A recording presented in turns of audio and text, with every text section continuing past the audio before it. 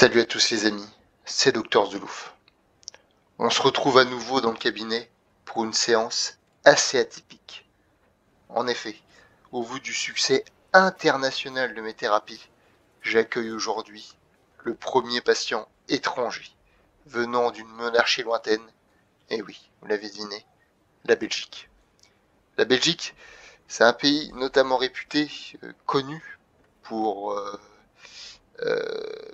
pour avoir accueilli le siège de l'OTAN. Voilà. J'avoue que j'appréhende un peu la séance, mais vous savez bien que je n'ai pas peur des défis. C'est donc sans plus attendre que nous allons accueillir notre ami Mike, le petit bout en train du Discord. Bonjour à tous et merci au Dr Zoulouf qui m'accueille pour une séance où il m'aidera à combattre mon addiction aux mitraillettes hamburger. Ah bon? C'est une analyse Mangatech? Je savais pas moi. Oula, je m'attendais pas à ça. On y va, hein. Quand faut y aller, faut y aller. Et c'est dès la première photo qu'on voit l'étendue des dégâts. Je sais pas si vous remarquez comme moi, mais je vois un thème prédominant dans cette mangatech. Berserk, une histoire de dark fantasy très très violente. Kingdom, un récit de guerre épique. Claymore, des femmes musclées, mi-femmes, mi-démons, qui combattent des démons avec des grosses épées. Basilisk, une guerre de clans d'assassins. Shigurui, duel à mort. Tough, Baki, des bons gros mangas de baston, comme on les aime. À mon avis, Mike, c'était peut-être un ancien militaire qui, malheureusement, subit un syndrome post-traumatique. Dès qu'il ferme les yeux, il doit entendre les bruits des mitraillettes qui résonnent dans son crâne et des obus qui tombent. C'est désolant. Mais heureusement, je pense que tout n'est pas perdu. Il a déjà dû suivre un certain bout de thérapie par un très bon médecin, car je vois déjà d'excellents titres qui aident à la guérison. Regardez mes amis, nous avons Battle Royale, ce petit enfoiré, il a toute l'édition perfecte. Donc si jamais t'as les 4 tomes, n'hésite pas, ça fera guise de paiement. L'excellent Blame, pas mal de Maruo, très très bon titre, du Doré Doro et de l'Habitant de l'Infini.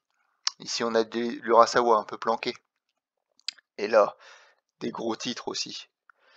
On a pas mal de Umezu ici. Là, pas mal de titres de chez Imo. Bon, ça fait pas forcément guérir, mais bon, il faut un début à tout. Tout ça, c'était très beau. Oh, et tout en haut, qu'est-ce qu'on a? Du Sakamoto, et ouf, ça c'était peut-être le début du mal, là, du Karakuri Circus dans l'édition de merde.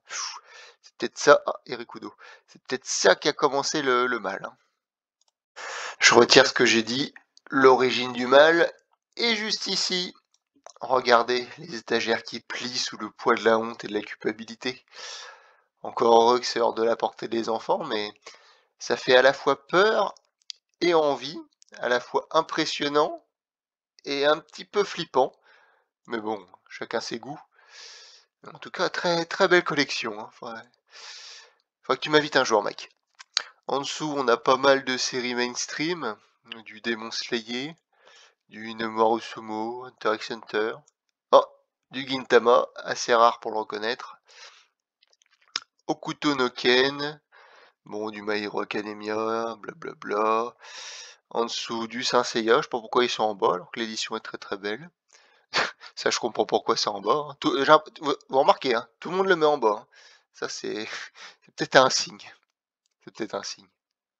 Après l'étagère 18+, on a l'étagère 12 ans et moins, entre un slip qui est en train de sécher et l'aspirateur, et une balance.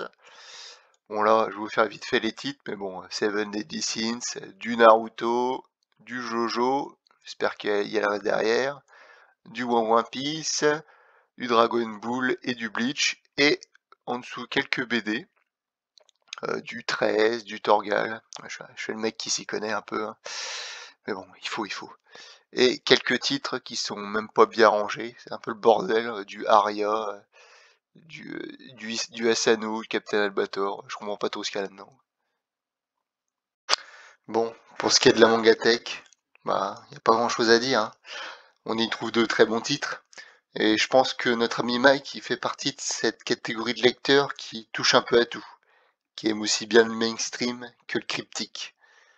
C'est vrai que je vois régulièrement ses achats manga, et il ressemble fortement au mien. Un peu de tout.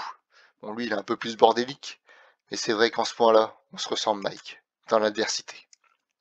Bon, et pour ce qui est de la passion mitraillette, je pense que tu devrais regarder du côté de ces titres, qui te donnent sûrement envie de, comme on dit, hein, de vider tes chargeurs, ou d'envoyer de la purée sur l'ennemi. Donc la passion mitraillette, si vous voyez ce que je veux dire, à mon avis, ça vient de là. Allez, sur ce, les amis, je vous laisse sur cette image. Si vous avez à me dire de quel monument il s'agit, vous aurez droit à vos Zoulouf points. Allez, bisous!